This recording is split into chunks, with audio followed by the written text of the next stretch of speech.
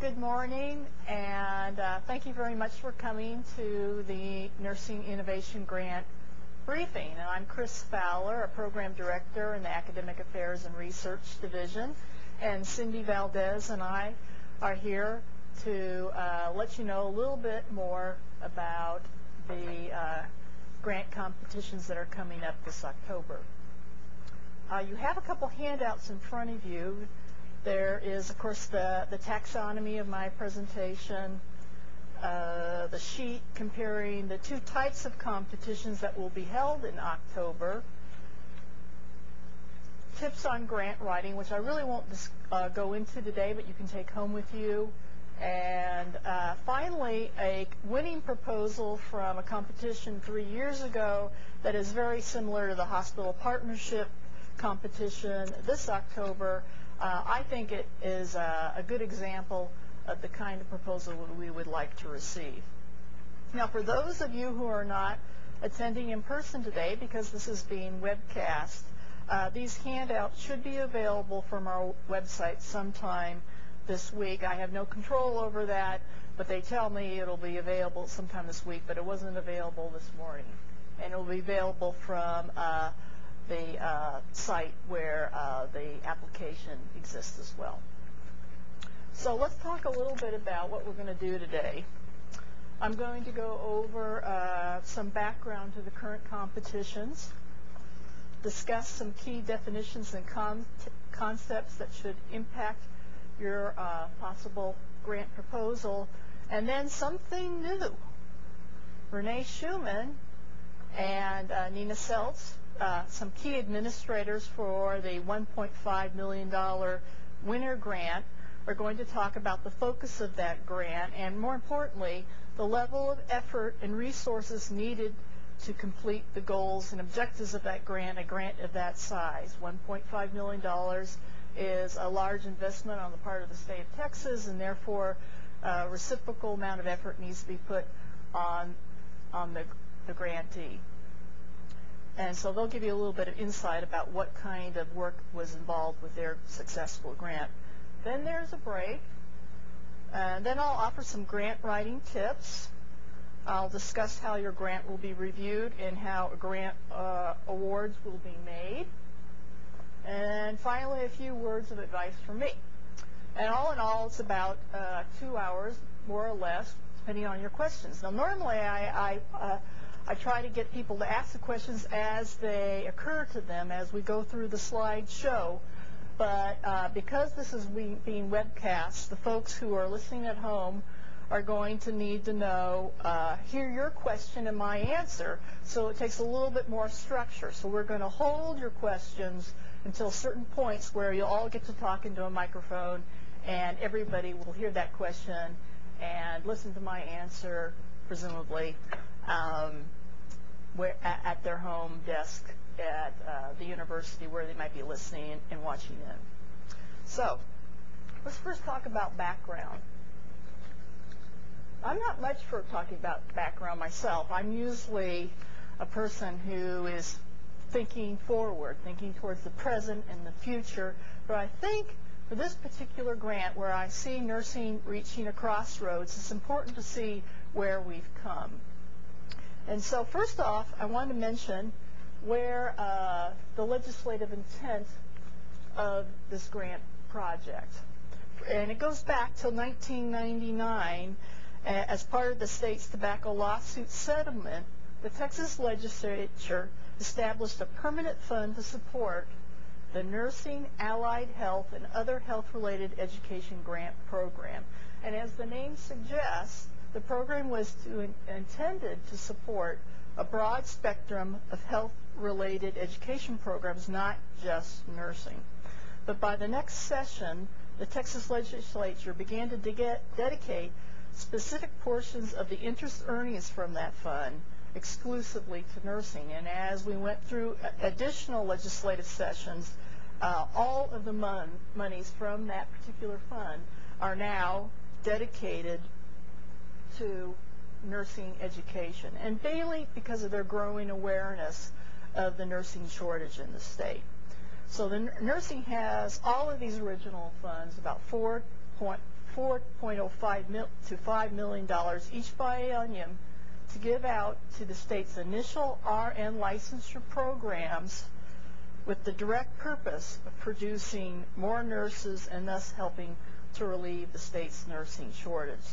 The only restrictions are in those funds is that, well, we have to distribute them in a criteria-based or competitive basis, and we can consider matching funds in the distribution of those funds. In the most recent past, there have been a number of studies that have shaped these competitions. Last year, we had 2 studies. You probably are already familiar with them to some degree. One from the Texas Center for the Nursing Workforce Studies, and another by a statewide task force looking at retention rates. Now, the one for the Texas Center for Nursing Workforce Studies said, we still have a growing demand for more nurses, despite the fact that the nursing programs have increased the number of graduates by 48% over the last 6 years. I can't think of any discipline that has done that. But despite that, there's more to do. Projections show that the state needs to increase by another 45% by 2010 just to keep up with demand. The other study that was produced by the coordinating board as a result of the task force work was strategies to increase the number of graduates from initial RN licensure programs. And it looked primarily, again, at retention rates and found 3 major things. First off, many nursing programs are going to have difficulty expanding their programs beyond the 48%, given the limited resources they have at these individual institutions, thus supporting the idea of partnerships. And despite growing competitiveness for entering into nursing programs, 30% of initial licensure students fail to complete the program. And finally, the faculty shortage, which you all are experiencing now, I'm pretty certain of it, probably will worsen rather than get better. Not a pretty picture. But luckily, both studies offered recommendations for helping with these obstacles, and they are the basis of this current competition. The retention study also called for better identification of best practices in nursing programs, which suggests to me, at least, that nursing programs need to be more similar than different from each other in the future. So you're going to see some of these things in the competitions and the themes in the competitions. Now, here are the 2 grant competitions in a nutshell. First, there's the hospital partnership competition, and for the sake of simplicity for me, I'm going to call that HP for this particular presentation. We plan to award probably between 1 to 3 3-year grants, and they can range from about $300,000 to $1.5 million. Then there's the Academic and Clinical Partnerships Competition. I'm calling that AC for this presentation. We'll award 6 to 10 2-year grants from $20,000 to $300,000 each. And I say most likely we'll do that. We have the flexibility to distribute these funds any way we want to. And so if we have some fantastic hospital partnerships, we may award more than 3. Or if we really don't see very much promise in the ones that have been proposed, we may award 15 academic and clinical partnership grants. I'm sorry, we don't have any more hands. We have some new people coming in. If you could share, again, these handouts will be available later after our presentation. Now, as you know, if you have some experience with grants, for both grants, there are some key definitions and concepts which are important to understand. First, eligible institution. Who can apply? Who can receive a grant? Who is the fiscal agent for the grant? It needs to be an entity with an initial RN licensure program in good standing with the Board of Nursing. In good standing means initial or full approval. either a hospital with a diploma program or a community college, health-related institution, or university with a degree program. Now, can you apply as a hospital? No. That was House Bill 3443. It was passed. The governor signed it. But that's a different grant program. And so you need to be an initial RN licensure program at an institution of higher education or a hospital to apply for this grant and administer the funds. That's an important distinction. I've been asked that question several times between the distribution of the RFP and this briefing, so please note that. Now, a partner.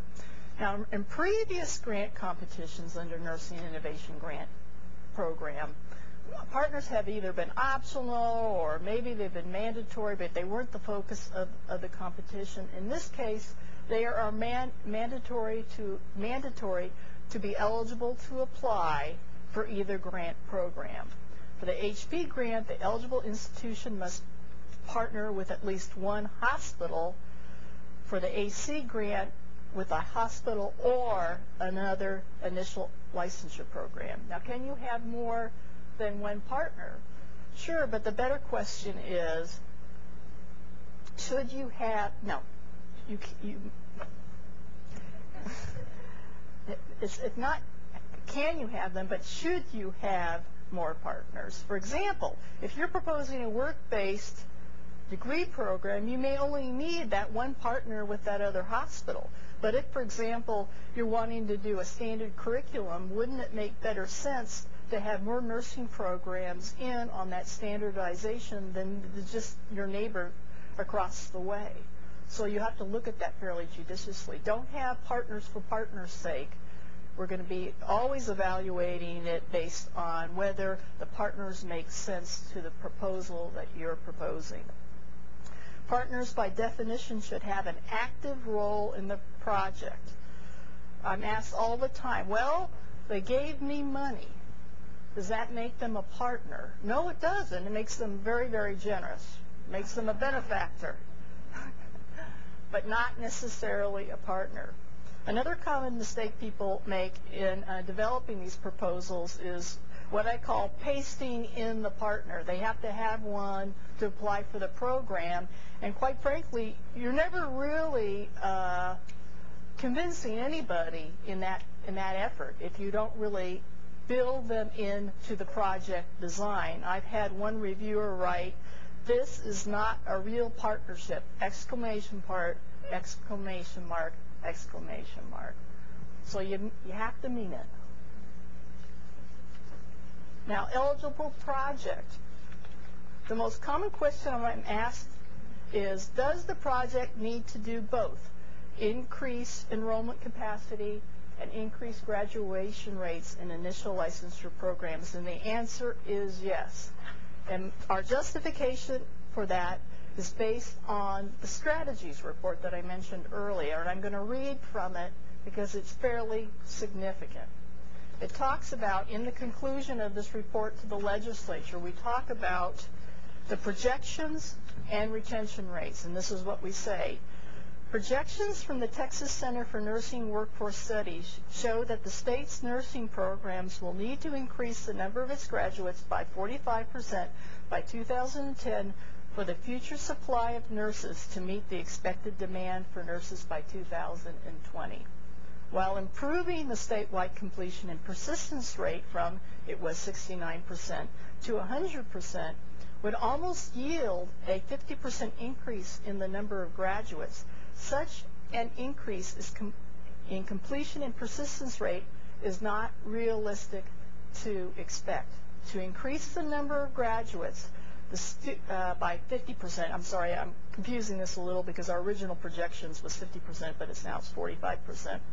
The state must increase both enrollments and improve these rates. And what we want you to do is develop a project then that does both, because the future of reaching this target by 2010 and later targets, which are even more aggressive, is doing both. Now, what this means to me is you'll probably need to have several strategies in your project design to accomplish this. One more thing that I think that distinguishes the HP grant, the more expensive grant, from the AC grant is the strong research and evaluation components in the HP grant. And you'll see this as we look at the qualifications for the project director and for other aspects of the project design. And I think Renee and Nina, there she is, can give you a sense of that when they talk about their own project that's ending soon. Now, in choosing which strategies to use in increasing enrollment and graduation rates, the coordinating board is open to any proposals, really, but I think the focus are going to be those that are suggested in the current RFP. Both the competitions identify work-based instruction, a popular concept already with the Robert Woods Johnson Foundation and the Department of Labor, work study initiatives. The coordinating has been found that these are very effective in STEM disciplines, science, technology, engineering, math. We want to apply that to nursing. Both competitions identify nurse educator preparation, nurse educator preceptor preparation and retention for practicing nurses. Why are we focusing on practicing nurses? Because we're not producing a lot of nurse educators from our master's program. 80% of them are APNs. Do they have a grounding in nursing education? No, not really. I don't think it's part of most people's curriculum. And they are our future, and we need to address them and to attract them to nursing education. For the HP grant, we suggest curriculum redesign as a strategy, both didactic and clinical, incorporating the use of technology. For the AC grant, because of the size of the award, we scaled down a little bit, and we're talking about course redesign, didactic only. Why didactic? Because when we did the strategies report, we found that the nursing students who actually were successful in the program, not the ones who failed, but the ones who were successful in the program, had the worst problem with the didactic portion of the instruction. And what we're finding in some of our initiatives at the coordinating board is that if you break down that heavy content and use different instructional technologies, you're going to find your students' retention rates in those tough courses are going to improve.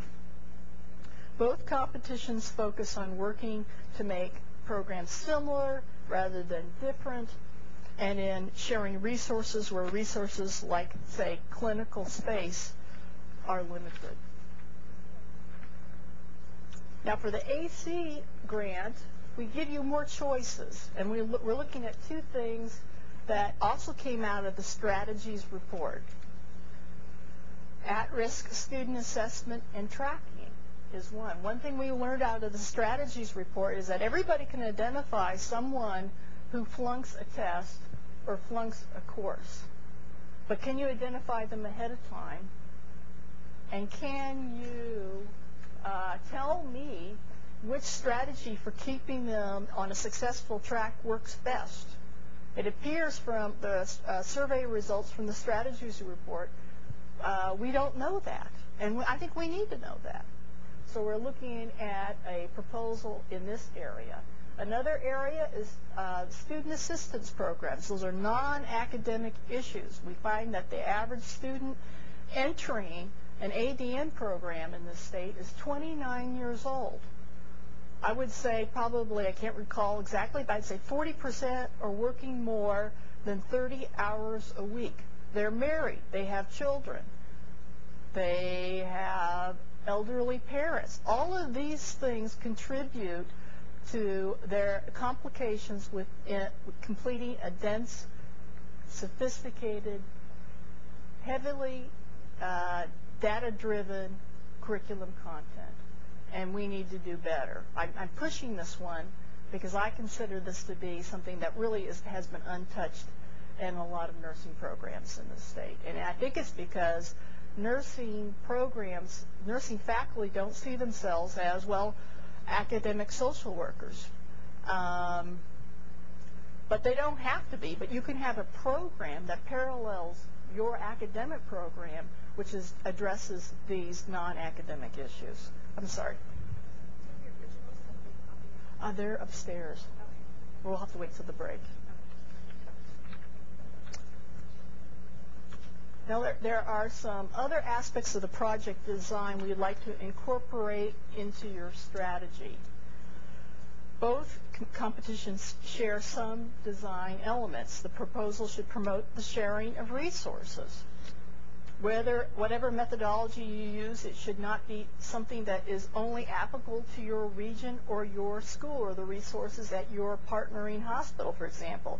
The idea is that whatever good ideas that you implement and evaluate and find to be successful would be transferable as a best practice to other schools in the state. You should have easily identifiable outcomes, sometimes called deliverables. They are in our particular RFP, because among other reasons, we will be evaluating your progress at the grant after the first 9 months as of August 31st. And if we don't see significant progress, we can pull your grant funding. That's the standalone component. As a result of that project, you should be able to present a report to a professional organization. Not too many people have problems with that, but again, the focus is on sharing your results, developing those best practices in nursing education. And you should be able to tell us how you plan to sustain this project, assuming it's successful once the grant ends. Now, for the HB design elements, here again, we're focusing on the more research and evaluative aspects of this larger grant.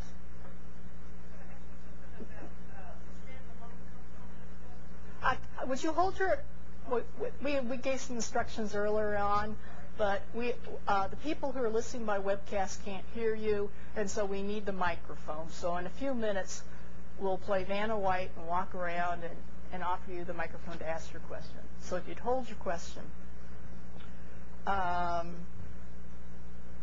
The project will need to collect both quantitative and qualitative data collection elements. For example, quantitative would be how well did your control group versus your test group pass the NCLEX exam. Qualitative is usually collected through surveys or focus groups. How did you feel about the instruction in the test group versus the control group? Cost-benefit analysis.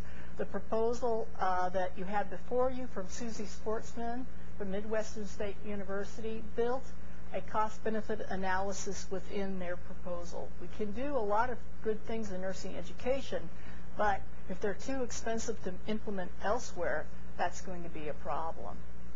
And finally, for the HP grant, you're going to need to budget and just for a consultant, outside consultant, to review your grant. Now, the project director needs to be, for the HP grant, the dean, the director, or a full-time faculty member with a doctoral degree. Again, this is intensively research and evaluative in nature that usually requires a doctoral degree. For the AC grant, it's basically the dean, the director, or a full-time faculty member, but a doctoral degree is not required. Can you have more than one project director? Well, yes, but project directors have to come from the grantee institution. A lot of times people submit proposals where one is from the institution applying for the grant, and the other is from a partner. That does not work. This is primarily an administrative function for which we need two names or just one name, but not one from each, one from a partner. And they have to have the same qualifications, and they have the same active involvement in the project. Here's one of my pet peeves, and I call it the Miss America phenomenon. But you're wondering what that is. You know how they get up there, Miss Runner-Up? If for some reason Miss America cannot fulfill the duties of her position, then the runner-up will take over.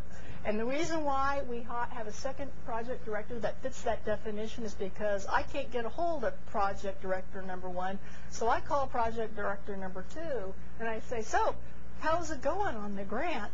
And there's dead end at the end of the phone line. That is not a good arrangement. You have to have 2 actively involved people if you're going to identify 2 project directors.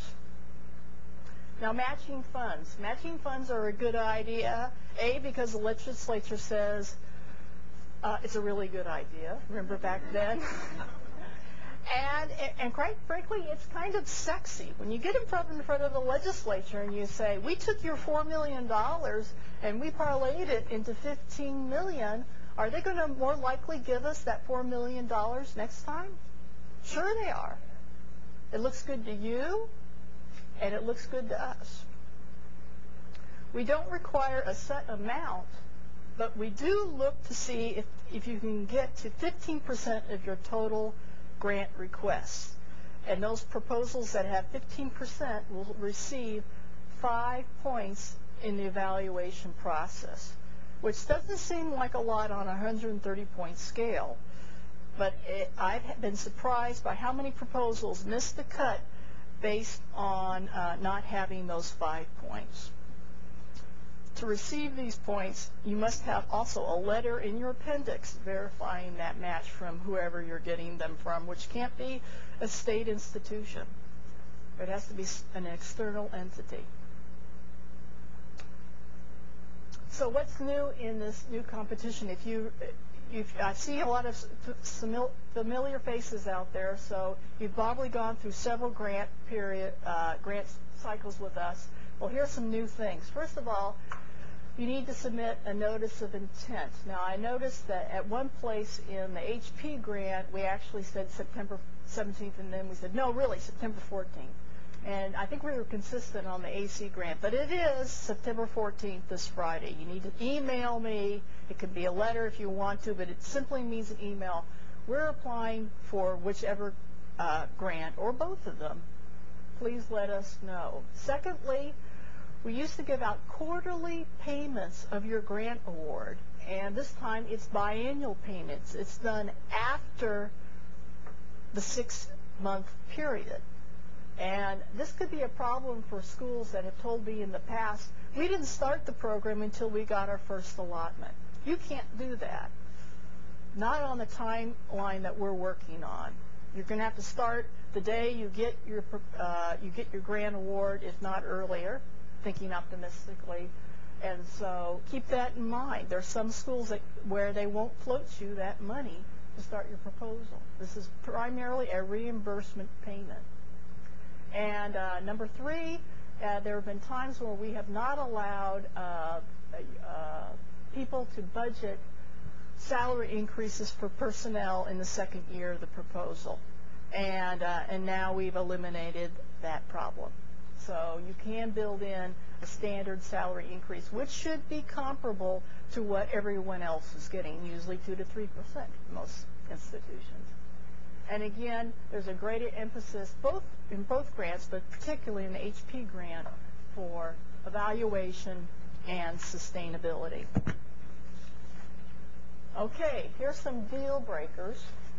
First of all, you cannot miss the deadline.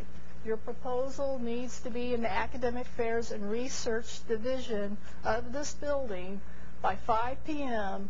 on October 5th for the HP grant, October 12th for the AC grant.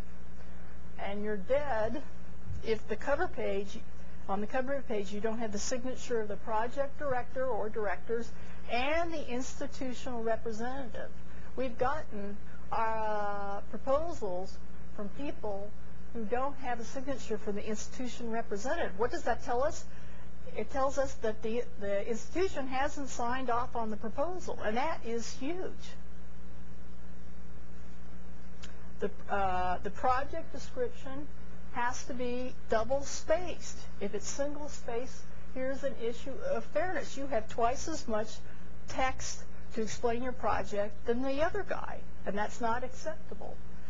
And we'll disqualify your proposal for that reason. Now, exceeding page limits is also an issue, but we're a lot kinder than, say, the federal government. If you send us a proposal that has, for the HP proposal, 21 pages on it, and we say it's going to be 20, we'll rip it out. We'll rip it out, or we'll put a big black mark through it and instruct the peer reviewers not to read it. It's, again, an issue of fairness. Everyone gets the same amount of space. Errors generally don't get you thrown out of the competition, but boy, they sure don't look good. You're building credibility with your peer reviewers, right?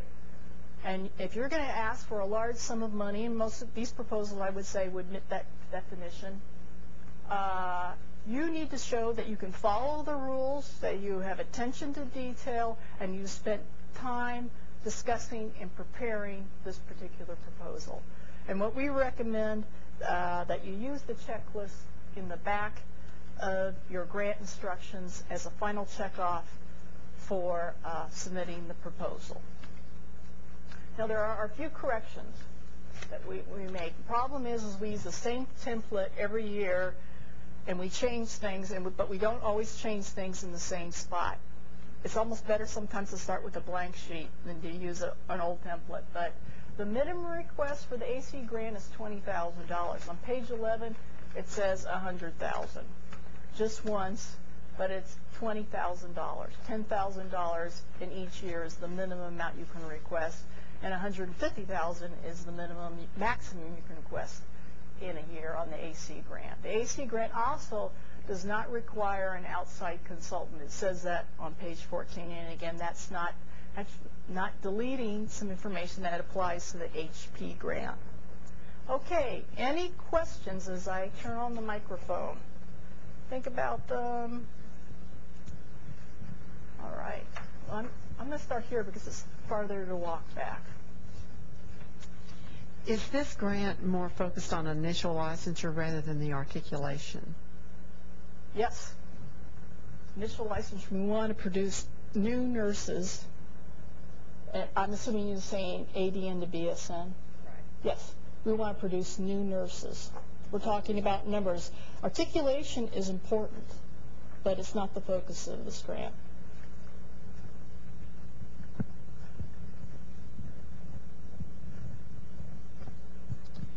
Yes, I just wanted to know a little more clarification about the meaning of the standalone component under the shared design elements. Right.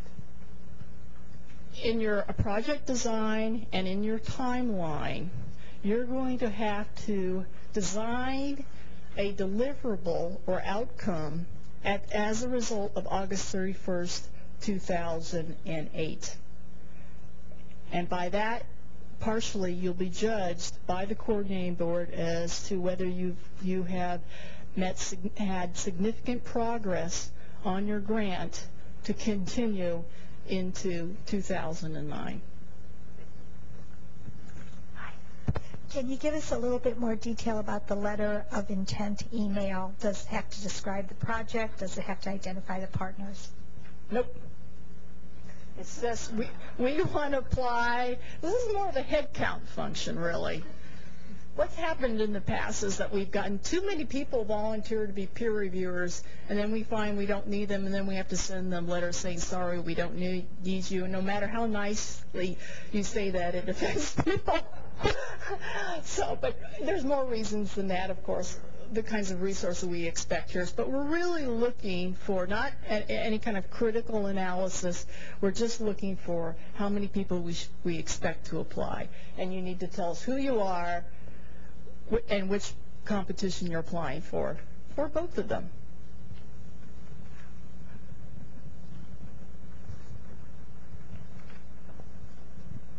I may have misunderstood you, Chris, but in the solicitations, there are two different due dates for intent to apply. Yes. And then I think I heard you say both are due on September 14th. That's correct.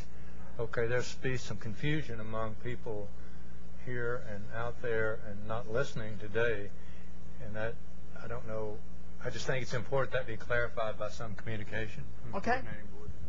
We'll do that. I don't think if you apply, quite frankly, if you send us a letter on the 17th, we're not going to be upset by that. because we recognize deadlines can be confusing for people when we haven't been consistent about it. So, but we would like to hear from you as soon as possible. The more we can plan our resources and identify our peer reviewers.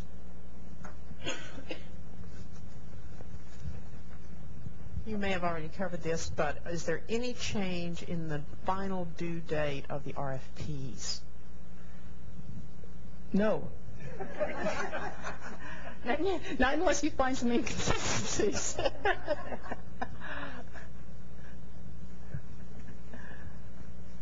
In the grant, it says that tuition and fees are not to be paid out of the grant. If someone is doing work-based learning and they're on salary time, can that be paid for? The answer is yes. Anything else? Okay. Well, I'm going to let Renee talk, and maybe Nina, and I'm not sure who else. Anybody else want to talk from UT Houston? I'm sure they'll let us know. Okay. If I say something incorrect. Renee it was the project director for the Winter Grant, which was awarded a $1.5 million grant 3 years ago. She's at the end of the evaluation aspects of that grant, and it was a large grant. It involved double-digit nursing programs in hospitals, and it required a lot of her time and the time of a lot of other people. And I want her to talk a little bit about her project, how it might meet some expectations that we're looking for in nursing, although it was a different type of grant, and also about the level of effort on research and evaluation. Thank you. Thank you, Chris. Thank you to Texas Higher Education Coordinating Board for allowing me to talk about this. Good morning. I am Renee Schumann as a project director for Winter, which was funded in 2004. It was not an easy process going through the grant writing. We had many people involved in the grant writing itself. Many. There were, initially in the project, there were 9 schools and about 8 to 10 hospitals. Initially, we ended up with 12 schools and almost 50 hospitals as part of the Winter project, which is really huge. But even the smaller group helping to write the grant can still be tedious. Let's go with cumbersome. Let's talk about taking an idea of $1.5 million funded by the coordinating board and putting it into a 10-page paper. It's very difficult to do, especially for those of us who really like words. The more the better.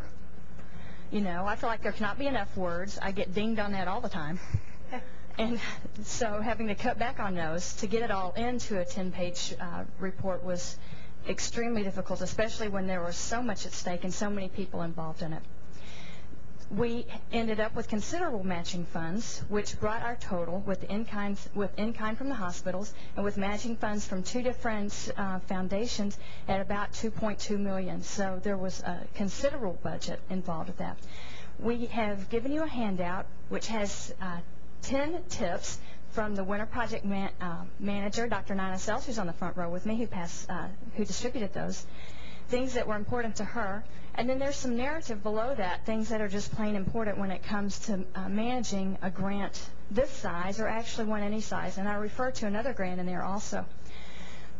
Having a $1 million+ budget is an extraordinary event anyway. You look great to the school when you bring it in, and you're famous for a day or so, and then you have to actually do the work to it, which makes you a whole lot less famous.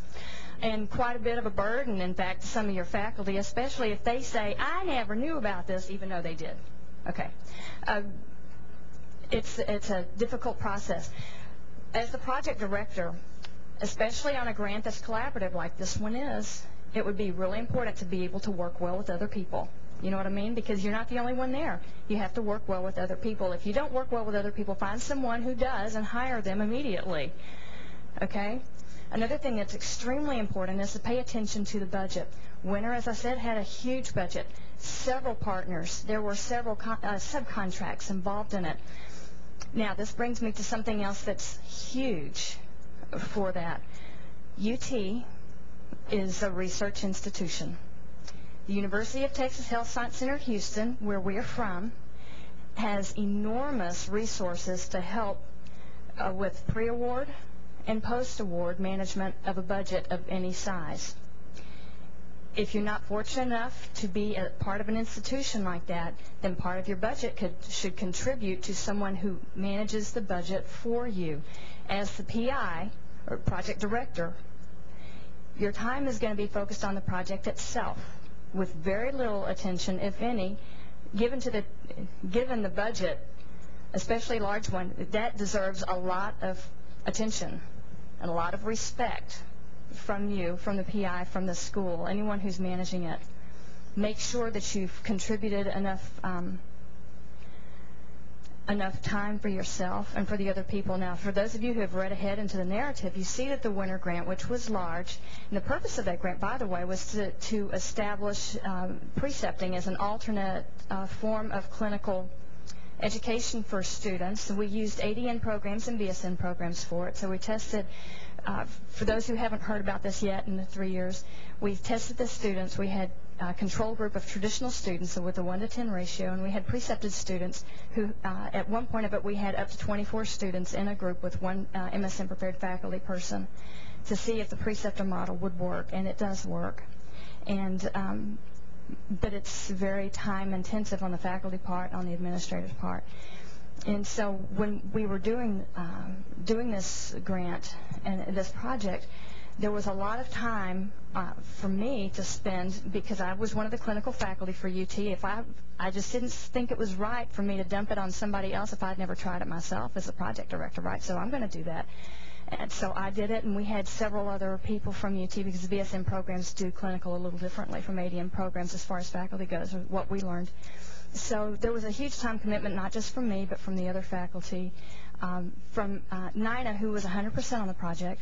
We also had, for this, because there was a heavy technology piece to it, we had a full-time IT person for it. At one point in the grant, we had 1.5 IT people for it, because it was that necessary for this project. The students and the preceptors were given PDAs to help not only use the PDA books, but establish contacts between the nurse preceptor and potentially the school he or she was precepting for at the patient's bedside. I learned so much about hospital firewalls and security and stuff like that from our IT guy, who talked about them in a nice way, but I don't think he wanted to. It was a huge challenge to overcome. But we were able to do it in most cases, and in the cases we weren't, there were alternative means coming up. But since it was such a big part of it, that part of the time commitment was extraordinary. If you read about the winter, we had more than 2 FTEs, and 3 most of the time. The whole time it was equal to 2 FTEs, and at some points there were almost 3, depending on the part of the project we were in, what part of implementation. And the FTEs and the multiple roles, I was only 25% at the most at any one time. So, and I still had a full-time teaching load. I'm the BSN coordinator for UT Houston, so that was a full-time administrative load as well, plus this grant administration. There were times I think I probably should have had more. I should have allotted myself, if possible, more time on the grant itself, because I ended up, I can guarantee, with more than 25% of my time working towards it, even though we had 2 full-time people and several other part-time. It was a tremendous amount of work. It wasn't something to take lightly. It's not something that you say, oh, cool, I get to be the PI. Look, that looks great on my Vita. That's really not the best reason to do this. If that's what anyone is thinking, surely not. And it looks great to say you got it, but unless you actually finish it and have some success with it, that people can say, hey, look, they actually did it, and there was success here, here, here, and here, then it's probably not going to look so great on your video. You probably ought to take it off, okay? Because you don't want that to follow you forever. Please review that.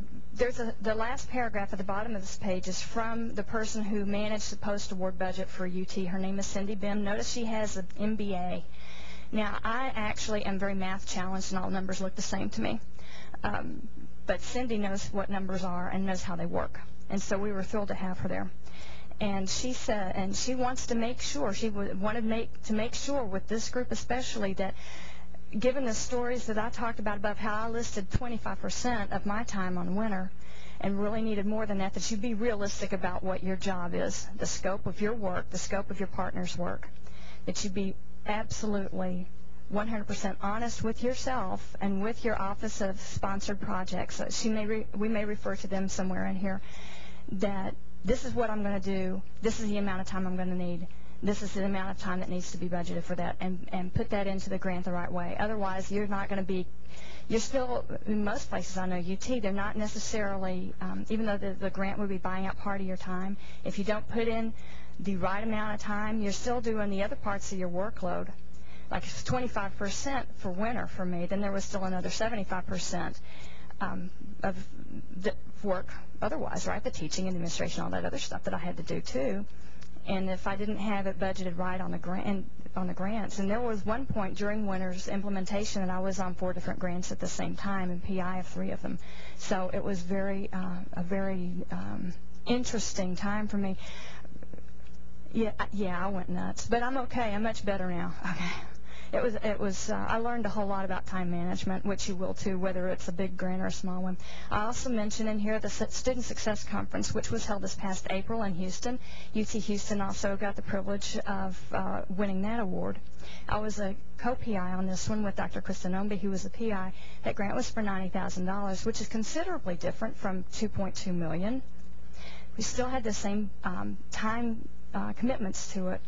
If anyone went to the Student Success Conference grant at the Renaissance Hotel in Houston, it looked like it went pretty well. We're still hearing a lot about it, but it didn't happen overnight, just like the winter grant didn't happen overnight. There was a huge time commitment to it. Even though we didn't have a full-time project manager for the conference grant, we did hire a conference planner to do the hotel details and all those other kind of things that we really didn't have time to look at, because even a small grant, the details of it are going to take some time. And don't forget, as she mentioned earlier, that there's the reports that have to be done with it, and they're really not kidding about that.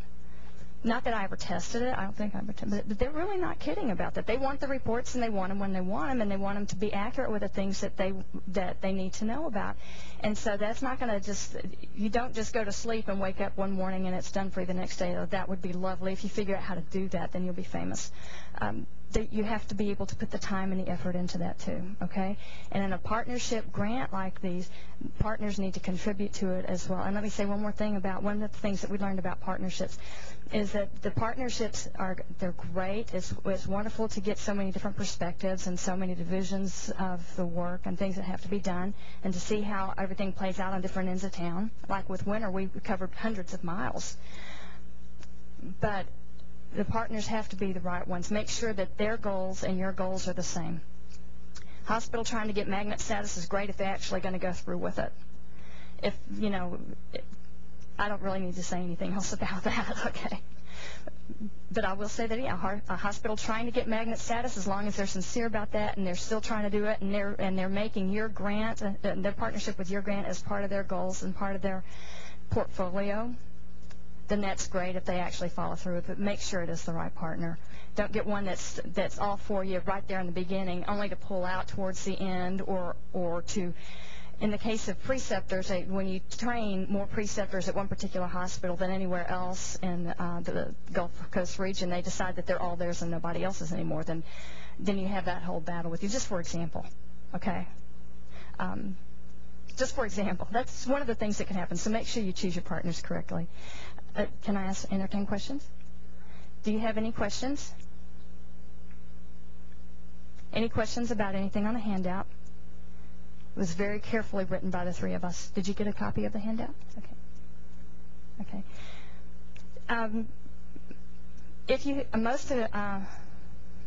I'm pretty easy to reach if you have any questions for me or for Dr. Sells, the project manager of winter, about anything else to talk about, time commitment or things like that, then please do feel free to call me at UT Houston.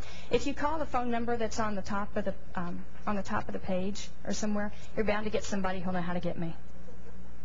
But if you want to write my phone number down, it's 713-500-2163. And 9 is 2175.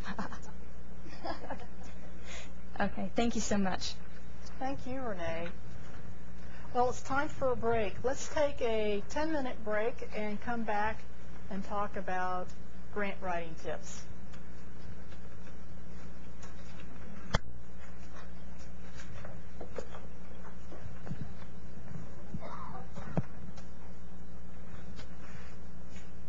providing some information today for those people who probably have less experience with grant writing than others. We want your idea to shine, and we don't want you to lose out on an opportunity for funding just because of your lack of experience. So we're going to hopefully give you some good tips today.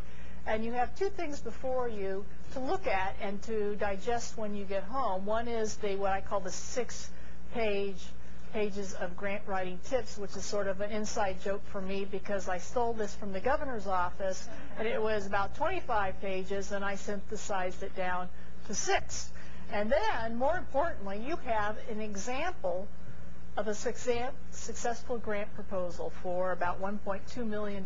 This was prepared by Susie Sportsman at Midwestern State University, and we told her she had to give it to us. Normally, let me just say that there's a lot of transparency in these grants because of the size of the grants. A lot of grants are considered intellectual property, and for the most part they are at the coordinating board. It's your intellectual property, and we won't release that information unless you give we get a Freedom of Open Records Act request.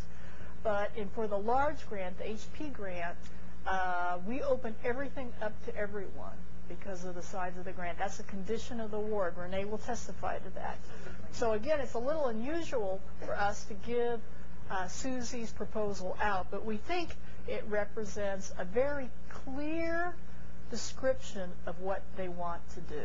And again, I've read proposals where I've read them 3 times and I'm still not sure what they want to do. And a peer reviewer is not going to score your proposal high if they don't know what you want to do. So some of these tips, again, will lead you maybe towards victory, and we hope, anyway, they're helpful.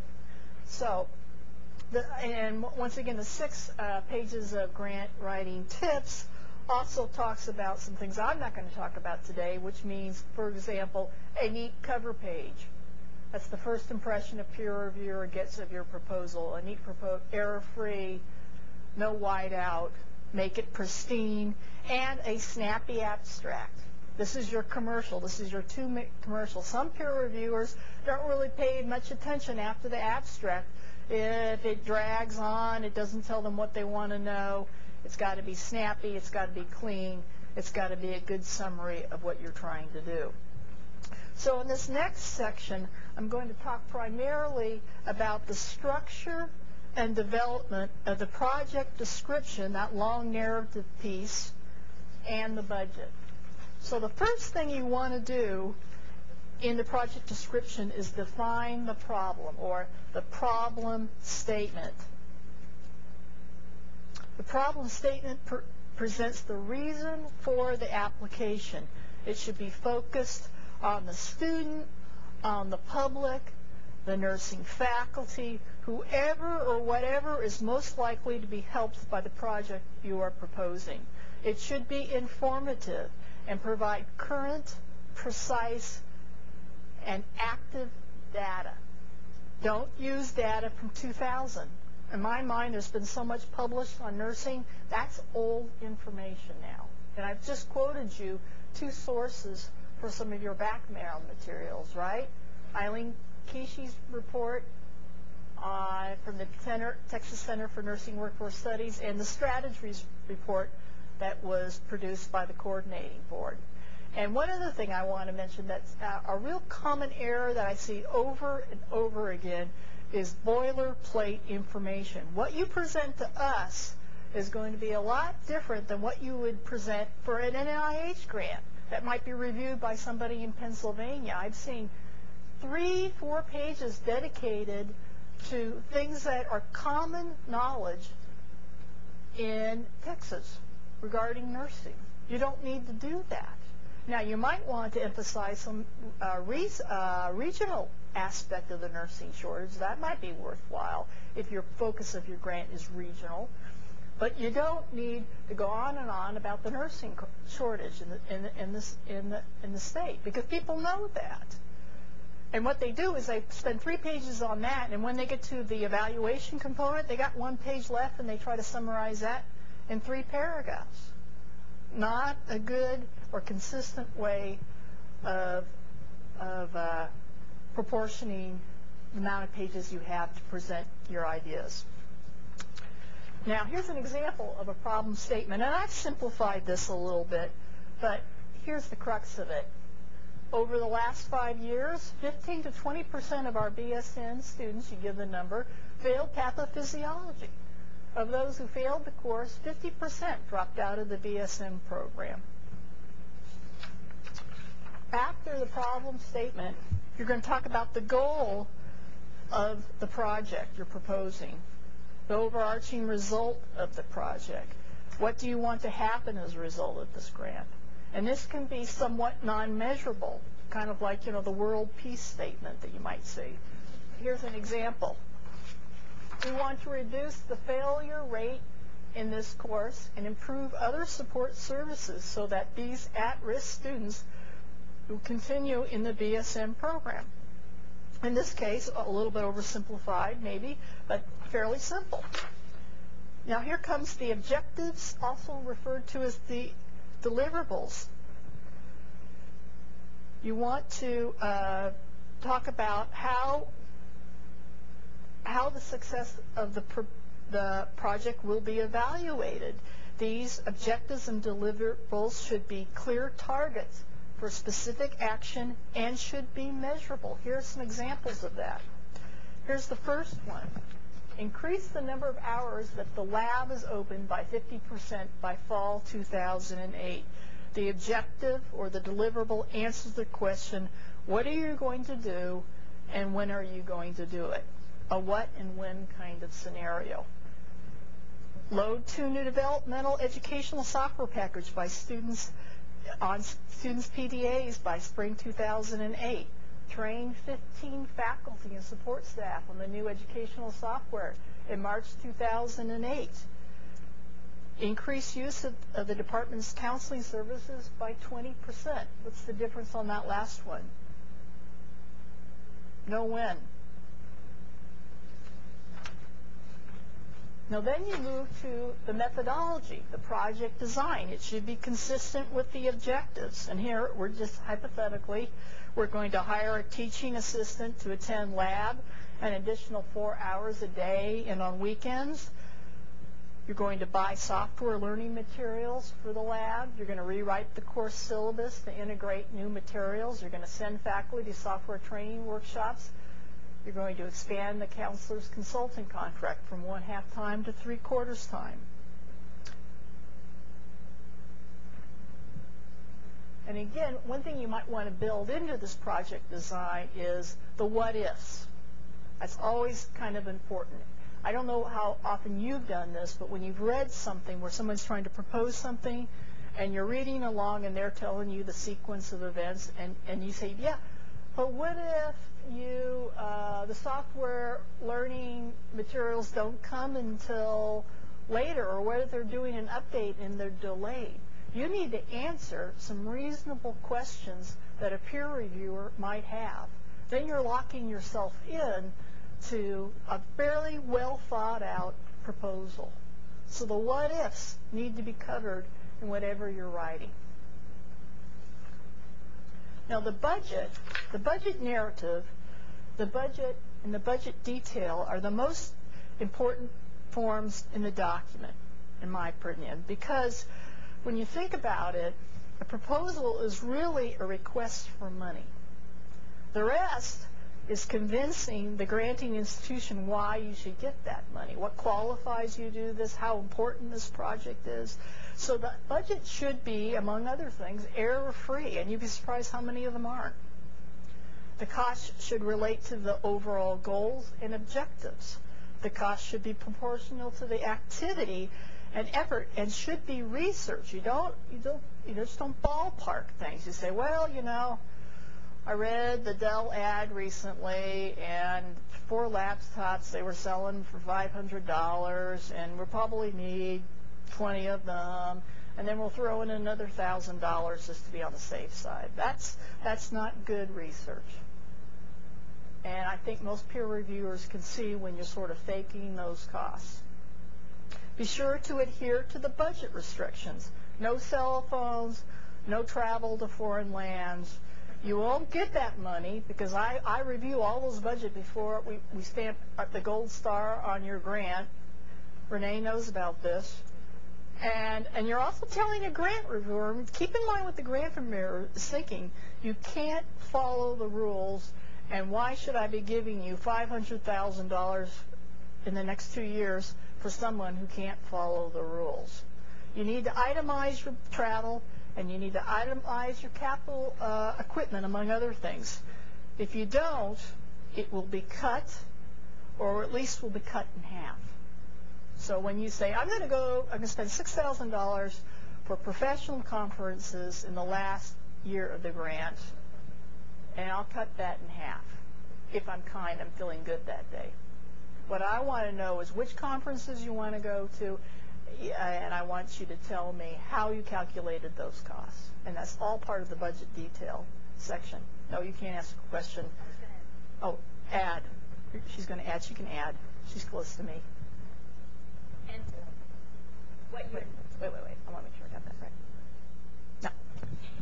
and what you intend to do there at the conference. Yes. Like, how you're going to contribute to the body of knowledge from your grant. Okay. Now here's an example of the budget. In this case, in italics, I've identified where they match up with all the things we've talked about. You don't have to do that. But you're tying in those objectives into the budget. And you can have some related costs associated with that. They don't have to be all zeroed in on those objectives, but they should be explained in your budget narrative and in your project design. Now, the evaluation methodology explains how the success of the project will be measured. And as you probably know, there are two types of evaluations. Well, there are probably more, but we're going to generalize into two. One determines whether you met your objectives. Did you increase retention rates in your program? That's a summative evaluation. Did you improve graduation rates? And the other is evaluating what went right or wrong in the process, a formative evaluation. Is it important to know whether it is better to leave the lab open on weekends or in the evenings? Is it good to know whether extending the hours of the lab had any impact on retention rates at all? Yes. Especially if you're out of tight budget, which I'm sure you all do.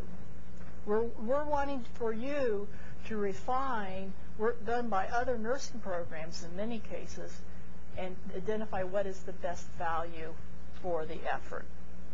So here's an example of an evaluation outcomes. Reduce the failure rate in pathophysiology by 25%. Reduce dropout rates. Number of PDAs. Number of faculty trained. Percentage increase in student visits to the counselor. That kind of ends some of the tips that I have. Again, there are a lot of other ideas and suggestions in your handouts as examples. Are there any questions on this area?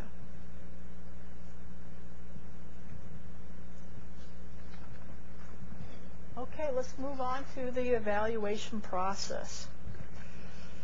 What happens to your proposal once it is submitted, and how is it evaluated?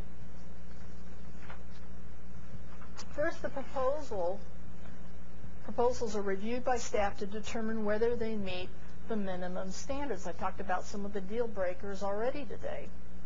Then they are distributed to a minimum of 3 peer reviewers. We like to use 4 across the state. The peer reviewers use a standard set of criteria to evaluate proposals, and they score them based on a 130-point scale. Once all the proposals are scored by the reviewer goes through the proposals again and pulls out those that scored 117 or better. That's kind of like an A- on the point scale. And those subsets are then ranked by the reviewers, 1, 2, and 3, or however that many are scored above 117 points. And the evaluation seats are returned, and the scores and rankings are tabulated at the coordinating board. Now, for your proposal to be considered eligible for a grant, at least one reviewer must rank it as 1, 2, or 3, i.e., score it above 117 points. Now, there have been times, sadly, where there have been proposals that have gotten kind of B-plus scores that haven't been eligible for a grant, but that's kind of the cutoff period. The highest ranked proposals will be considered, again, for grant awards. For the HP competition, there's a second tier of evaluation. Project directors with the highest ranked proposals will be asked to come to Austin. Right now, it's going to be on October 26th to give a presentation on the proposal and answer questions from a panel of peer reviewers. And the board will make the final decision on the grant awards. Now, if you do receive a grant award, you should expect to make some revisions before the grant is finalized. And if you receive an HP grant, again, you should expect to share your proposal and the progress of your proposal with the rest of the state's nursing programs. And more importantly, any partner should have the same level of transparency. When you accept money from the state through a grant, you're opening your books up to our auditor and to the state auditor, which occasionally makes a difference on partnerships. Any questions on that?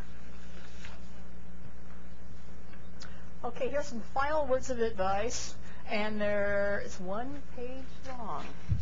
So we're going to be leaving pretty soon. Again, read and follow the instructions. This particular briefing is not the end-all. It is no substitution for the RFP. Have a good idea. Justify your idea. Be clear about how it will be carried out and how money will be spent. Have a strong evaluation component and offer tangible results, also known as deliverables. And again, you meet the submission deadline. And our last slide, just contact information. There's the website for the RFP and the forms to use to apply. And the information that we've provided today will also be at that location.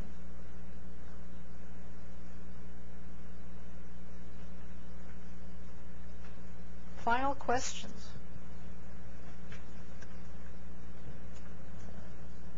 Renee, do you have anything else? I know you always have something else. No, you don't. I'm putting you on the spot. I'm sorry. You do? Oh, thank goodness. It says in both of the RFPs that one institution can lead one grant and partner on another. Right. Can a PI from an institution, or PI hopeful from an institution, who is also a hopeful partner on another grant, so like an HP and then an AC, possibly being a hopeful partner on an AC, hopefully. Okay, you with me? Okay. Can the PI hopeful on an HP grant, hopeful, Can a PI submit more than one grant? as a partner but not as a PI? Yeah. Okay. Well, you're only going to be a PI on one grant. You can't be a partner institution and be a PI. You either are this eligible institution, the one submitting the grant, and you're the PI, or you're a partner and somebody else is the PI on that grant. You follow me? I follow you. I just want to see how many times that can be done. No, because I know several people who have been asked to participate, not just me, but several people have been asked to participate with in some capacity in more than one. And I was wondering. You can be the PI on one grant for this grant period. You, as an institution, you can be a partner, and you can submit your own grant on both grant competitions. So you could technically be submitting grants grants for both competitions and be a partner on other grants in both competitions, 4 total, if I'm doing the math correctly. Thank you very much. Yes.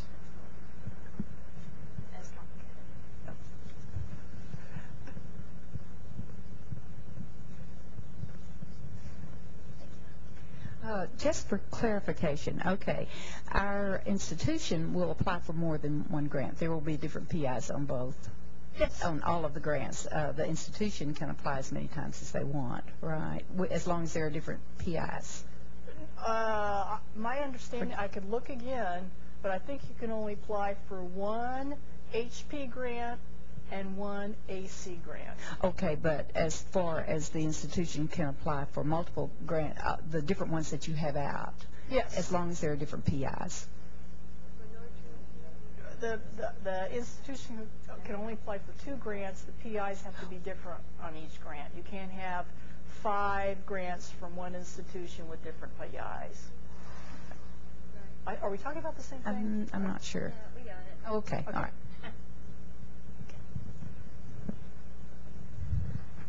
I'm a little different here.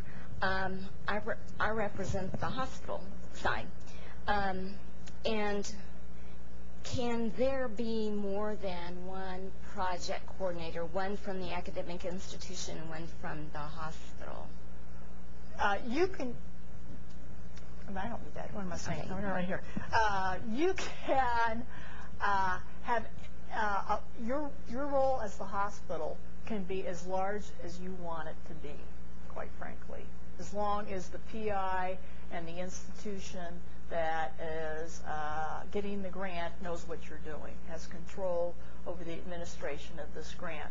And that person at the hospital who's the project director cannot be, the coordinator cannot be the project director on the grant.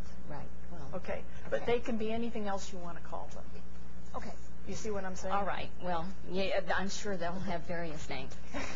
The project directors at the institution submitting the grant have to be full-time faculty or deans and directors of those applying institutions. So what we have now is a project, a PI at the academic institution, and we have a project director at the academic Yeah. institution. And then like a project coordinator, we were going to have 2 people be the project coordinators, one for the academic side and one for the hospital side.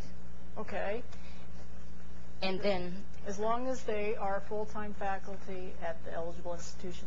What's on the cover page has to be somebody, a faculty member or dean or director of an institution. However else you want to slice it is fine. Budget it through your subcontract with the hospital. okay, second question. Okay.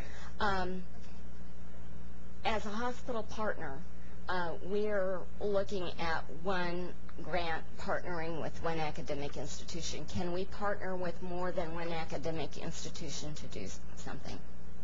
Yes, there has to be the lead, the person who is the institution that's the eligible institution that applies for the grant. There's only one. One fiscal agent, one person applying, one person responsible. And under that, there can be a hospital, and there can be more nursing programs.